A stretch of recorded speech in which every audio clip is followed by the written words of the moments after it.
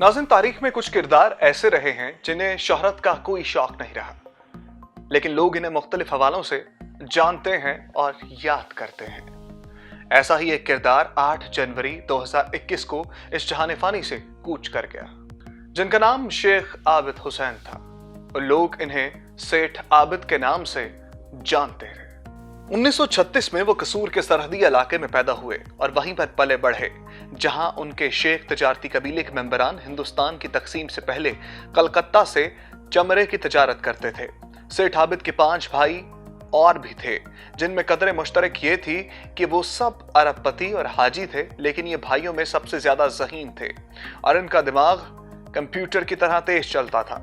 अल्लाह ने इन्हें एक बेटी नुसरत शाहीन और 3 बेटों से नवाजा।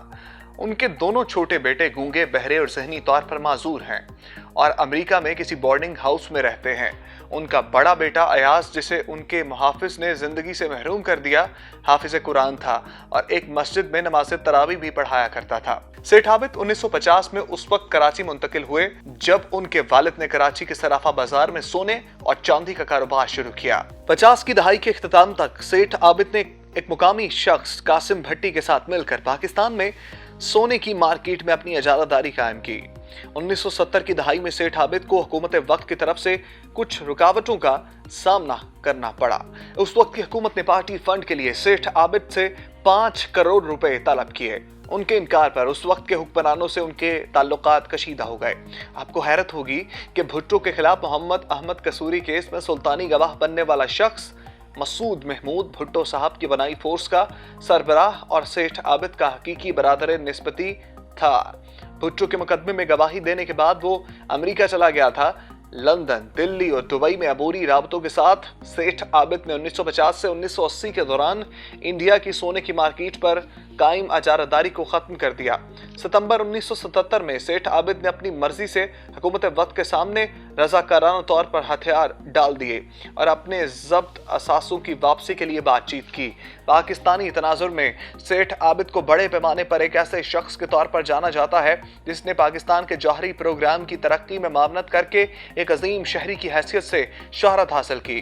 बहरे और गूंगे बच्चों की फलाह बहबूद के लिए कई एक इंसान दोस्त इदारे कायम करके सेठ आबिद ने फलाही इदारों को माली मुआवनत भी फराहम की, जिसमें लाहौर का शौकत खानम कैंसर अस्पताल भी शामिल है।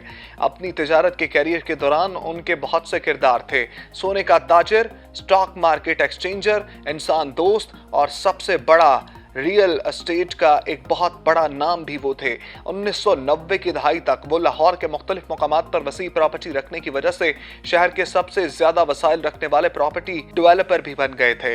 वो कराची में भी कई जायदादों के मालिक थे और पनामा लीक में नाम आने के बाद उन्होंने अपने असासे ब्रिटिश वर्जन आइलैंड में मुंतकिल कर दिए। सेठ आबिद के दर्जनों हरीफ थे, लेकिन किसी के पास उन जैसी सलाहियतें, रवाबित और सरमाया नहीं था।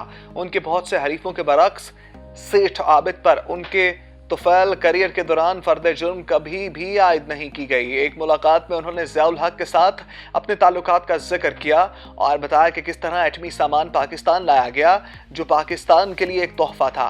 उनको फलाही कामों का शौक था।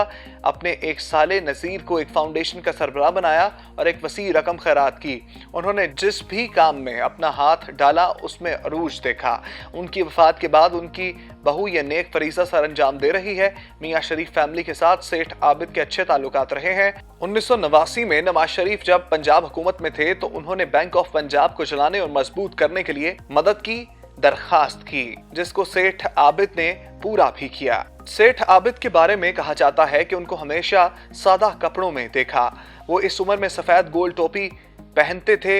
लोगों के हजूम में कोई इनको पहचान नहीं सकता था। सेठ आबिद का नाम नवंबर 2006 में इस वक्त भी खबरों में आया जब उनके बेटे हाफिज अयाज को उनके मुहाफिज ने लाहौर में जिंदगी से महरूम कर दिया। अयाज उनको बहुत अजीज थे और अपने वालिद का अक्सर काम भी संभालते थे। जनाजे में हर मिलने वाले को एक ही लफ्ज अदा करते थे, अल्लाह की मर्जी। अपने लख्ते जिगर की अचानक मौत के बाद वो अंदर से टूट चुके थे।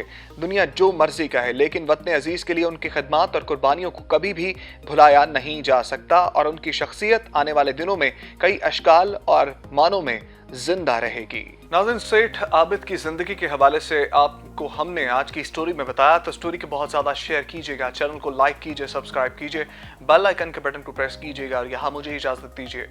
अल्लाह निगहबान।